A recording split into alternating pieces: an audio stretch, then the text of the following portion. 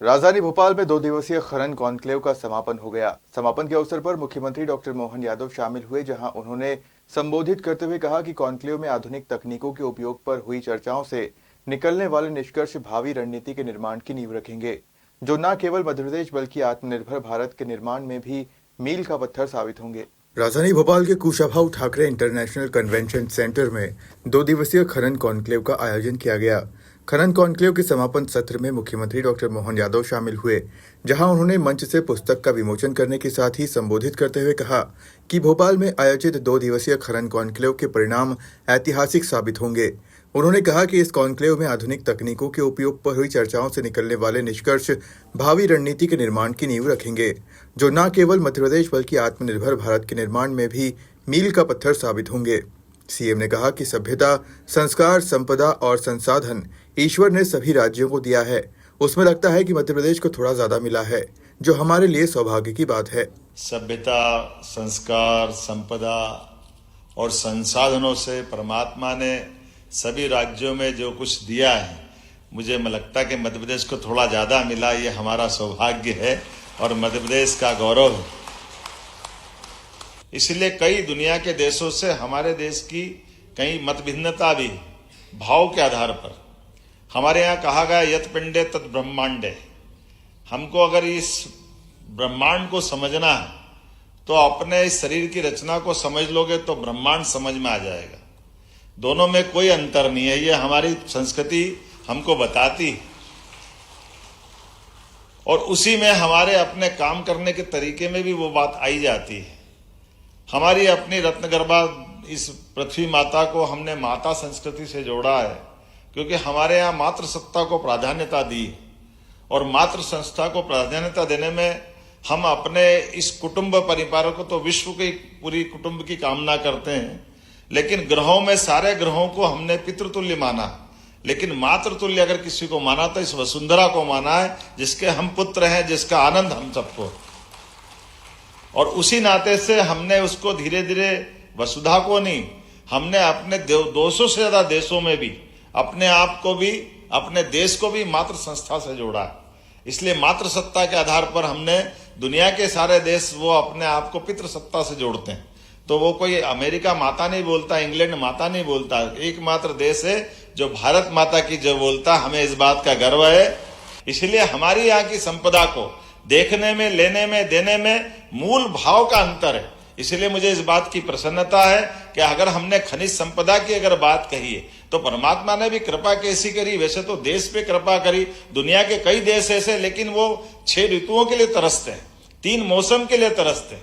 उनके यहाँ केवल गर्मी और बरसात के अलावा कुछ होता नहीं, लेकिन हमारे देश के अंदर सब कुछ उपलब्ध है। लेकिन ये उपलब्ध होने में सबसे बड़ा अगर योगदान है तो हमारे अपने देश का भी है और इस वसुधा का भी है, जिसकी विशेष कृपा से भारत की भौगोलिक रचना इस प्रकार से बनी। सीएम डॉक्टर मोहन यादव ने उद्योगपतियों को धन्यवाद देते हुए कहा कि उद्योगपति न सिर्फ युवाओं को रोजगार दे रहे हैं, बल्कि देश और प्रदेश को आगे बढ़ाने में भी अहम भूमिका निभा रहे हैं। हर महीने लगातार व्यापार व्यवसाय को बढ़ाने के लिए, और ये केवल ये बात तो सत्य कि सबको 2 रोटी खाना है, लेकिन अपने साथ ये उद्योगपतियों का ज्यादा मैं आपको धन्यवाद भी देना चाहूंगा।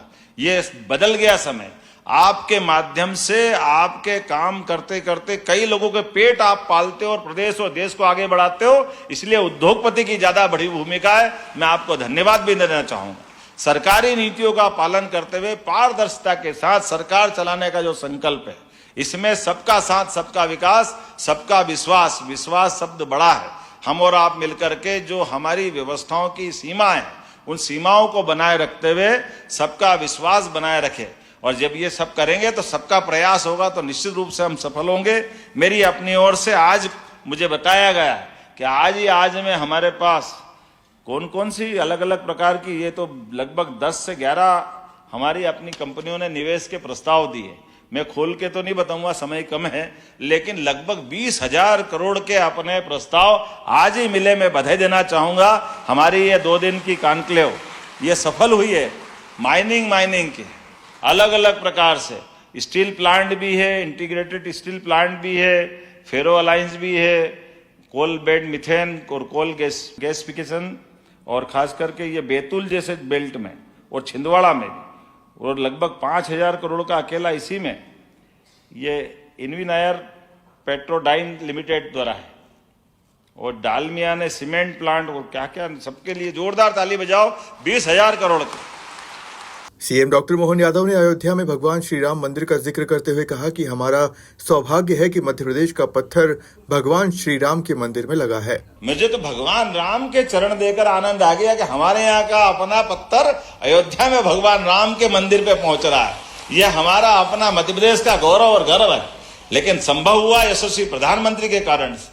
ग्रेनाइट का बताया, अभी जो मुझे बताया कि ये जो वहां कर्नाटक में आमतौर पर हम ये सब चीजें खदान के मामले में आंध्र, कर्नाटक, तमिलनाडु पे ही देखते थे, लेकिन हमारा अपना यहाँ की पत्थर की कृति, यहाँ की अपनी माइनिंग से निकली हुई कृति और उसकी गुणवत्ता कितनी उच्च कोटि की अभी अपन यहाँ देख करके आ रहा है। और वो नहीं कितने प्रकार से, अलग अलग प्रकार से आप सब ने भी, अभी मुझे इस बात की प्रसन्नता कि भारत सरकार ने हमको नंबर 1 का पुरस्कार दिया माइनिंग नीलामी को लेकर, तो वो केवल भारत सरकार की उस पॉलिसी को धन्यवाद देते। अन्यथा ईमानदारी से कहो, मैं तो माइनिंग मिनिस्टर था, मैंने कहा ये झंझट है, मेरे पास एक मंत्रालय खाली रखा है, तो हमने सारे मंत्रालय में काम करता था। मुझे लगता कि ये जरा माइनिंग बड़ा संकट वाला विभाग है, इस पे साइन करो तो सोच समझ के करना पड़ता है। लेकिन मुझे इस बात की प्रसन्नता है माननीय प्रधानमंत्री के नेतृत्व में साफ सुथरी पॉलिसियों के आधार पर सारे देश के सभी सरकारें, राज्य सरकारें अपनी गति से आगे बढ़ रही, जिसमें राफेल की गति भी कम पड़ रही, इतनी तेजी से हम चल रहे हैं। मुझे इस बात की प्रसन्नता है आज अब जिस प्रकार से बड़ी संख्या में यहाँ आप उपस्थित हुए, और कितने प्रकार से मैं इसका अगर कोई हिसाब लगाऊं तो ध्यान में आता है।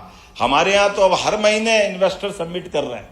मध्य प्रदेश आज यशस्वी प्रधानमंत्री के नेतृत्व में अपनी जेट की गति से भी आगे तेजी से जा रहा है, सब सेक्टर के लिए लगातार। क्योंकि ये बात तो सत्य है, हमारी एग्रीकल्चर ग्रोथ रेट विश्व में सबसे ज्यादा हो गई, लेकिन एग्रीकल्चर की भी एक सीमा है। लेकिन हमारी बाकी जो संपदा है, बाकी जो हमारी संसाधन की क्षमता है, उसको भी आगे बढ़ाने की जरूरत, और वो आगे बढ़ाने के लिए सभी सेक्टर के सभी प्रकार के लोगों के लिए सबको जोड़ के चलते हुए, सबका साथ सबका विकास, खाली बोलने के लिए नहीं, इसको करके दिखाने के लिए कि हमको हमारे यहाँ की जो बौद्धिक क्षमता है उनको काम मिलेगा। मुख्यमंत्री डॉक्टर मोहन यादव ने कहा कि बदलते दौर में स्वामी विवेकानंद ने 100 साल पहले कहा था कि 21वीं सदी भारत की होगी, उसके लक्षण भी दिखाई दे रहे हैं।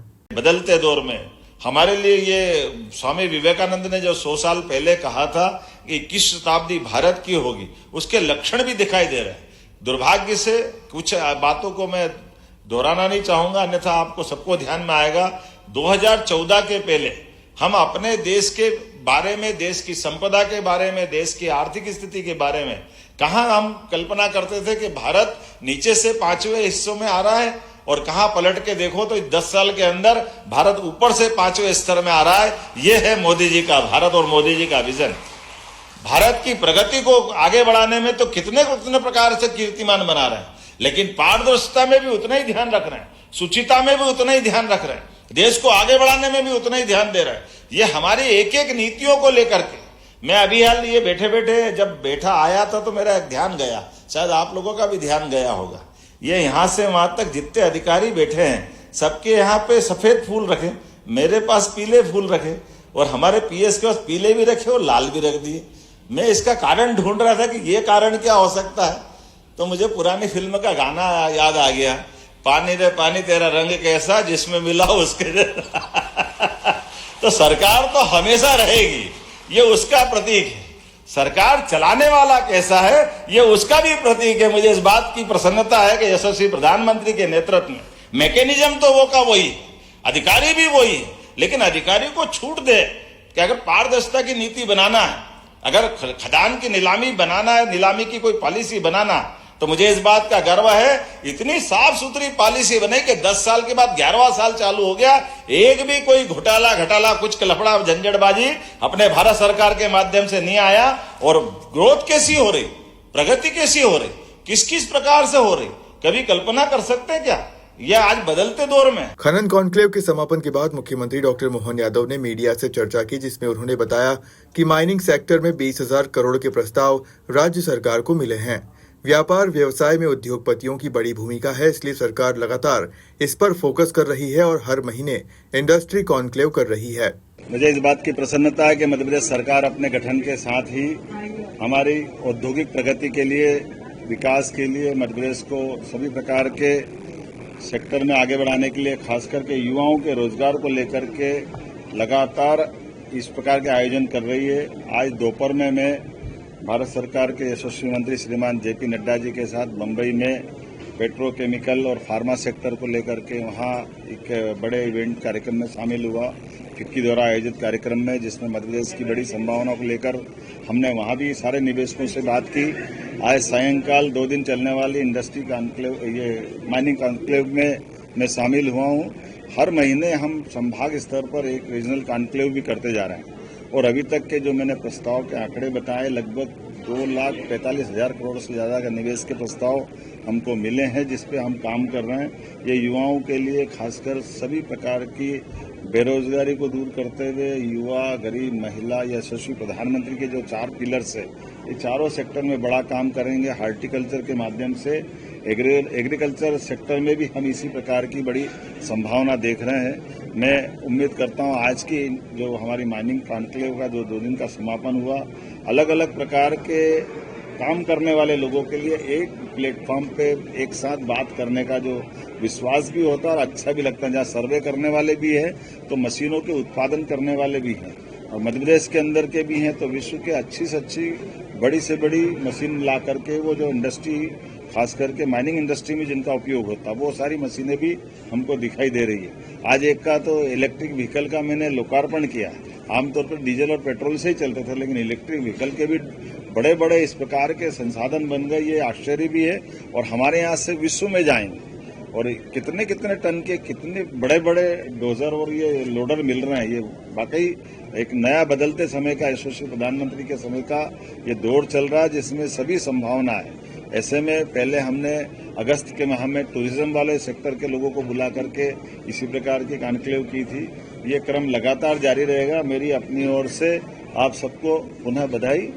और 23 तारीख को हम एक रीजनल कॉन्क्लेव रीवा में करने वाले हैं। 20 तारीख को जाकर के पहले मैं रीवा संभाग के वर्तमान में उद्योग के संचालन करने वाले लोगों से मिलकर के उनकी वहाँ वीडियो कॉन्फ्रेंसिंग से मीटिंग लूंगा और इसी क्रम में हम काम कर रहे हैं कि जो पहले प्रदेश के अंदर ऑलरेडी उद्योग चला रहे हैं उनको भी मदद देकर के खड़ा करना है। वो 1 से 2 उद्योग लगाए और उद्योग का क्रम भी लघु उद्योग हो सकता है, मध्यम श्रेणी का हो सकता है, हेवी इंडस्ट्री हो सकती है, या कुटीर उद्योग या ग्रामोद्योग हो सकता है। सभी प्रकार के रोजगार परक उद्योगों के माध्यम से हमारी आर्थिक संबंधता भी सरकार की बने और लोगों को रोजगार प्राप्त हो और जीएसटी में वृद्धि के साथ हम सबकी बेहतरी के लिए पर्याप्त अपनी भूमिका बनाएं। मेरी अपनी ओर से पुनः आप सबको इस नए आयोजन की और अच्छे आयोजन की बधाई। मुख्यमंत्री ने कहा कि मध्य प्रदेश की भौगोलिक स्थिति निवेशकों के लिए सुगम है और कॉन्क्लेव के माध्यम से प्रदेश के खनन क्षेत्र को गति मिलेगी, जिससे देश की समृद्धि में भी योगदान होगा।